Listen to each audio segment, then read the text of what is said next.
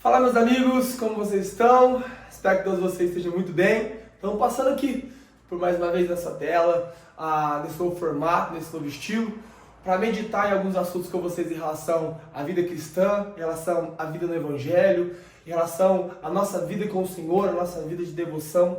Eu espero que esse estilo funcione, que a tua vida seja edificada a partir do nosso ministério, e eu acredito muito que Deus tem algo precioso para compartilhar com você aí no teu coração. E, sem mais delongas, hoje eu quero trabalhar com vocês um tema super importante em relação à vida cristã, se não o tema mais importante que nós precisamos trabalhar quando se tratamos de filhos de Deus, que é uma vida de oração. O motivo pela qual nós temos um Senhor Jesus que encarnou, que se fez carne, que morreu em uma cruz, que ressuscitou dentre os mortos, foi para oferecer de novo para o homem uma vida de intimidade com Deus. E essa vida, ela parte daquilo que nós chamamos de uma vida de devoção, uma vida de oração.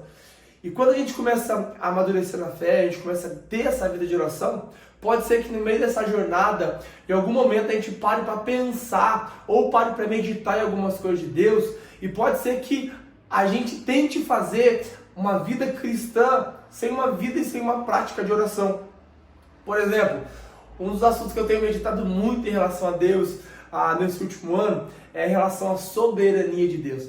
E hoje é sobre isso que eu quero falar, sobre a oração e a soberania de Deus. E pode ser que em algum momento da nossa vida, pensando na soberania de Deus, a gente acha que essa vida de devoção, de oração, seja uma vida irrelevante. Por exemplo, vamos meditar um pouco em Mateus, capítulo de número 6. Por várias vezes, o livro de Mateus ele vai trabalhar as frases de Jesus quando. Ele diz quando jejuares, ele diz quando orares, ele diz quando deres esmola. É claro que aqui nós já tentamos entender algo que Jesus está tentando nos ensinar. Primeiro ponto, Deus esperava que a gente vivesse essa prática. Quando ele diz, quando orares. Quer dizer, eu espero que você ore. Então, quando orares, ore dessa maneira. Então, ele vai nos ensinar o que é e como viver uma vida na prática de oração. Mas a mesma Bíblia que nos convida a orar, meus irmãos, ela também nos convida a entender e conhecer quem Deus é. E Deus é um Deus soberano. Por exemplo, na mesma Bíblia que te ensina a orar, ela diz que esse Deus ele conhece cada fio de cabelo que está sobre a nossa cabeça. Ele sabe cada estrela que existe no céu e as chama pelo nome. Esse Deus, ele sabe as palavras antes mesmo que saia da nossa boca e muito mais. Ele conhece as intenções na qual eu e você oramos. E a pergunta talvez seja para nós hoje é, Johnny, mas se Deus já conhece o meu coração, se Deus já sabe o que eu vou pedir, por que eu devo pedir, o porquê eu devo orar? Eu percebo que a maioria dos cristãos, eles vivem uma vida na prática da devoção contrária do que deveriam viver. A maioria dos cristãos acham que a vida de oração é mudar a opinião de Deus. Por exemplo, quantas vezes eu já vi pessoas orarem assim, ou falarem assim a respeito da oração, usarem aquele texto, daquela viúva que insiste diante daquele juiz, pedindo para que o juiz atenda a sua causa. E a gente acha que é pelo muito orar, que é pelo muito falar, e a própria Bíblia diz, gente, não é isso que vai fazer vocês receberem, ou vai fazer com que a causa de vocês seja recebida, não é pelo muito falar. E é claro que existe uma parte na oração que ela precisa ser essa vida de insistência, de ser insistente naquele assunto, pedir para que Deus atenda aquela causa como um grande juiz. Mas, meus irmãos, nós precisamos entender que não é pelo muito falar, porque Deus sabe as palavras que saem da nossa boca. Não é pelo muito pedir que você irá receber. Pelo contrário, o receber está muito mais condicionado às intenções na qual pedimos do que aquilo de fato que pedimos. Por exemplo, o livro de Tiago vai dizer que nós não recebemos porque pedimos mal.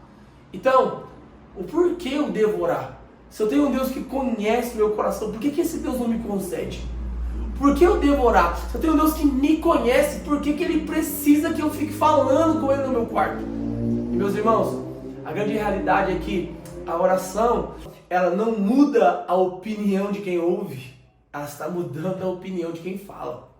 Sabe, a nossa vida de oração não muda a opinião de Deus, mas se nós pudéssemos temer esse Deus, sabe, conhecer esse Deus no lugar de oração, muitas vezes esse lugar vai mudar a nossa opinião. É um lugar que muda os nossos porquês, é um lugar que muda as nossas intenções, sabe, o porquê você pede.